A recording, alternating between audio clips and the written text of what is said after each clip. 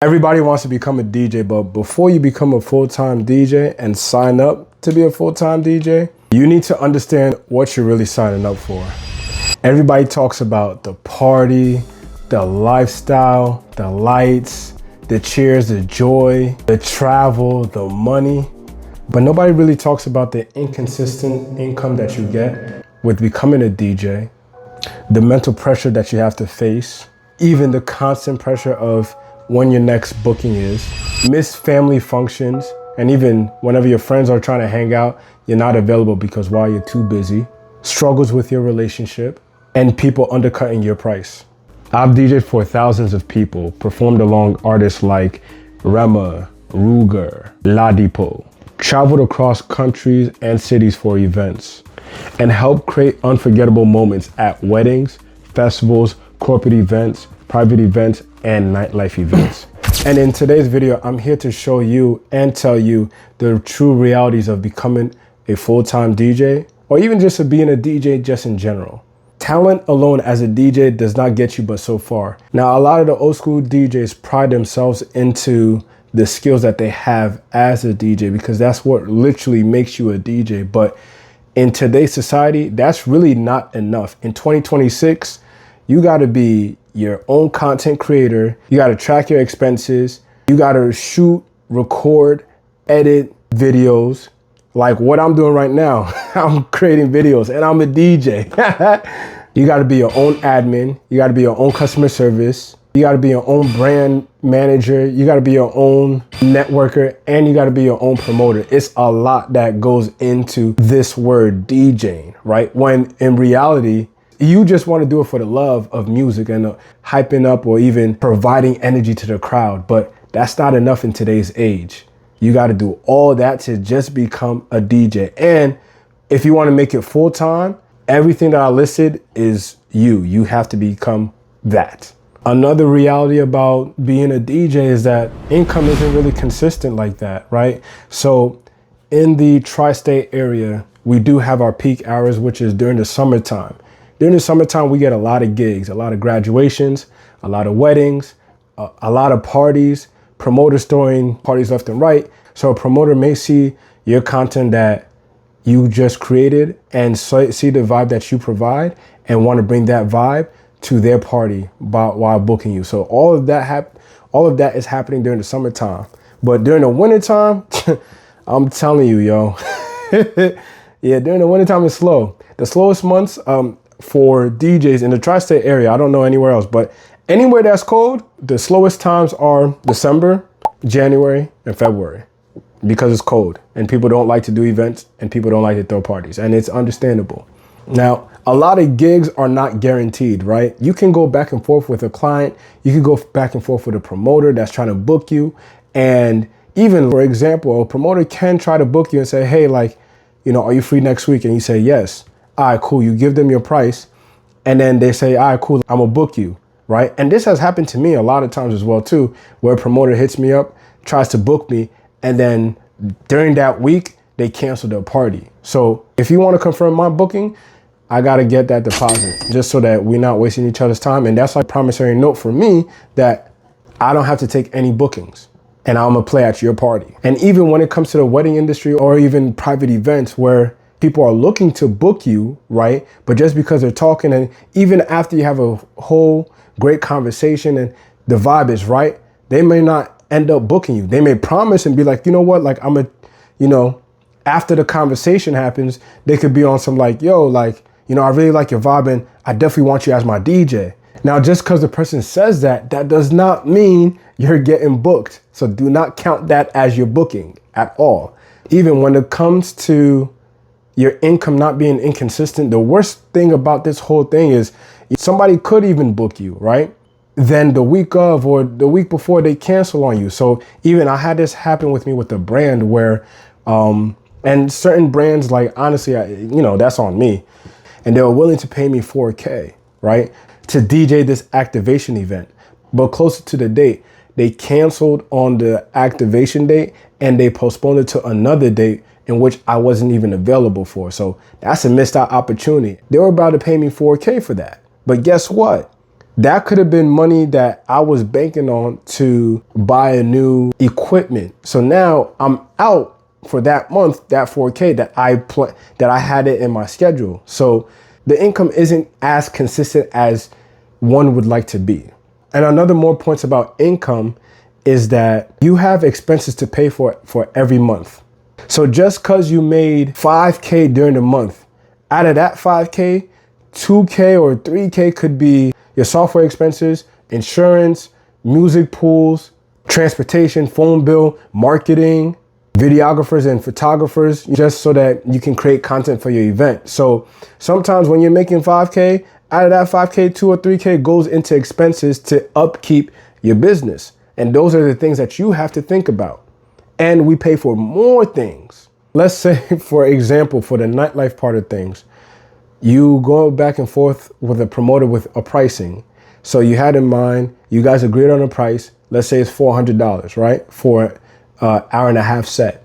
So now you come to your set and lo and behold, the promoter didn't really fill up the room. So that not that many people came to the party, right? At the end of the night, most promoters, what they do is, they either pay you, which you would be lucky if they pay you, right? That means they're good on their word because they actually budgeted.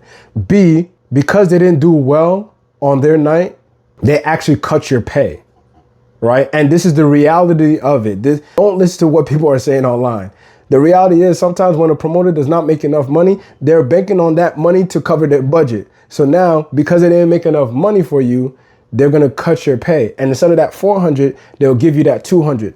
Or C, they tell you like, I'll pay you later and never pay you. So those are the things that you have to recognize when it comes to nightlife parties, especially when it comes to deal with promoters or a club owner, about income being inconsistent with DJing. Another reality about being a full-time DJ, especially a mobile DJ, is equipment can get expensive. When it comes to DJing, yes, the barrier of entry to DJ, it is kind of cheap a little bit, but now when you're trying to level up your status and your brand, you're gonna buy more equipment. So for example, your laptops, if you're getting MacBooks, which are compatible with your DJ software, they cost about $1,500 to $3,000 by getting a MacBook. Now you gotta get good quality speakers. Now, speakers can range up to $300 to $4,000 or $5,000 for one speaker, one speaker. Now we're at a day and age where if it ain't captured, it ain't happened. So you may want to hire a videographer and a photographer.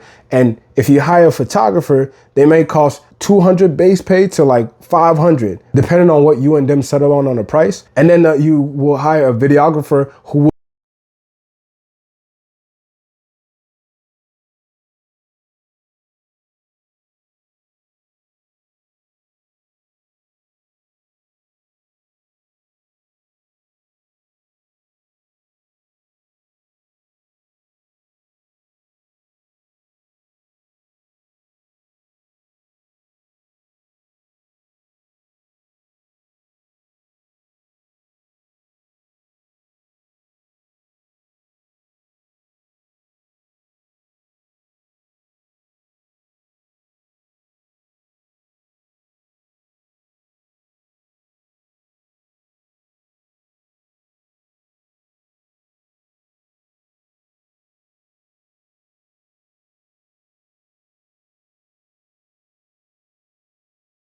So those babies are about to come in soon, and I'm about to review them as well too. We're gonna see how well they do with 100 people, 200 people, 300 people, 400 people, etc.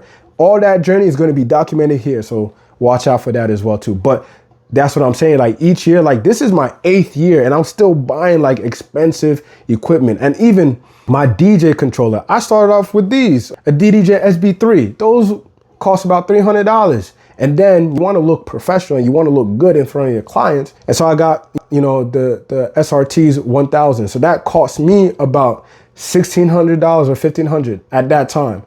And I remember I wanted to get into a standalone a mixer, which was the Prime 4s, and I think it cost me about like $1,500 to $1,800. I know it was under $2K, But once I got that, I was extremely disappointed because in order for me to use the standalone function, I had to transfer all my songs into Engine, and I didn't feel like using another DJ software. So luckily I was able to find a friend to sell that joint, because that joint's crazy. But at the end of the day, DJ equipment is very expensive. Another reality that you're going to have to face is that you're going to miss out on family functions or whenever your friends want to, hang out with you, because more than likely when you DJ full time, your 9 to 5 is their 9 to 5. Meaning when they're off during the weekends, that's when you working. And when you're not working, that's when they're at work.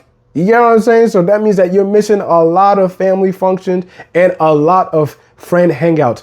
I literally this morning, my boy hit me up and was like, yo, and he sent me his flyer for his cookout that he was gonna have. Guess what? I'm booked. So I can't even go to that cookout. I'm gonna show the text right here. I can't even go. And I'm gonna show a few other examples as to where people have tried to invite me and I'm booked. So I can't even go. Even I had one friend who had a wedding and she cut me off. This is the reality of DJing. She cut me off because I couldn't attend to her most important day because she didn't understand that I DJ full time. I can't come to your wedding. The reality is that sometimes you're not making enough that month, especially if you're viewing a whole month. You're not making enough to where you can afford to take off. I couldn't at that time. I couldn't even afford to take off, and I had to let her know. She could have hired me, but she didn't. But hey, it is what it is. But that's the reality of DJing. Even game 5 of the Knicks, when the Knicks actually won the series, guess what? I was at a gig and everybody was everywhere. My friends were in New York. My family was watching it. I didn't have anywhere to watch it. And then luckily I did have my friend who was there, who was watching the game, and I saw the final few seconds of it while I was DJing. That's crazy. I even captured a clip. That's the reality of DJing, is that most important events you're gonna miss because you'll be out working and hunting for money. And sometimes it gets to a point where people will stop sending you invites. Even though they know that, hey, look, he DJs, and you can even voice out that, hey, still send me the invites. That don't matter. People feel how they feel. They're going to stop sending you invites because it's pointless to send Kenz an invite because he doesn't come. And that's the sad reality. Another reality that DJs have to face is that, people are going to undercut your price, right? There is literally no starting point for you to DJ. Can go out, and even though that they're undervaluing themselves, somebody can go out there and actually DJ the same thing that you're about to do for $50, for $100, for $200. What's stopping them? There's no union that's stopping them. So for instance, if you charge $4,000 for a wedding and the buddy next to you charges $200 for a wedding, guess what? Most couples are going to go with the $200 one because of the fact that they're price searching. Now, that person does not know that, listen, the reason why this person who charges $4,000, and it might be a lot to some and it's understandable, right? But the reason why that this person charges what they charge is because, listen, they have a backup system, they have a planning system, they have experience, so they know the ins and outs of weddings. They know how to make sure you reduce your stress. They know strategies that they can implement on the dance floor to get your dance floor rocking. They know how to hype up your people. They know how to make your event as special as you want it to be. They know how to curate your vibes. They know how to make it unique just to you. But even with all of this, some people value the person who's charging the 4K, but most people are going to look at it as I don't know, 4K is a lot, but this person's charging 200 and I'm going to go with them, not knowing that if their laptop was to crash, guess what? They don't have a backup system. Guess what? Your perfect day is ruined. The things that we charge, or the things that, DJs that know their worth charge, they understand their worth and they understand what value they could bring to your event so that they are always prepared and ready for anything to happen. And I understand, when you're a beginner DJ, you're trying to get some experience under your belt, so you're going to charge low, and that makes sense. As long as you're trying to build yourself up, that makes sense, right? And, they might not intentionally undercut you, but that is the reality. You're going to face people who Again, people would rather choose the cheaper option because they save money rather than knowing that, hey, if I spend this money, this is going to be worth it to me, because no matter anything that happens, this person that I hired is prepared for any bad thing to go, you know? So if you're trying to become a full-time DJ, I'm really not trying to scare you.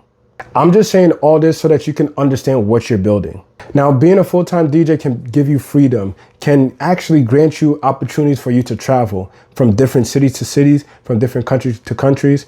I know, like, I've loved every aspect and every journey of what I do as a DJ, the ups and the downs. But with all of this, it comes with sacrifices. It comes with the late nights. It comes with the mental pressure. It also comes with the inconsistent income.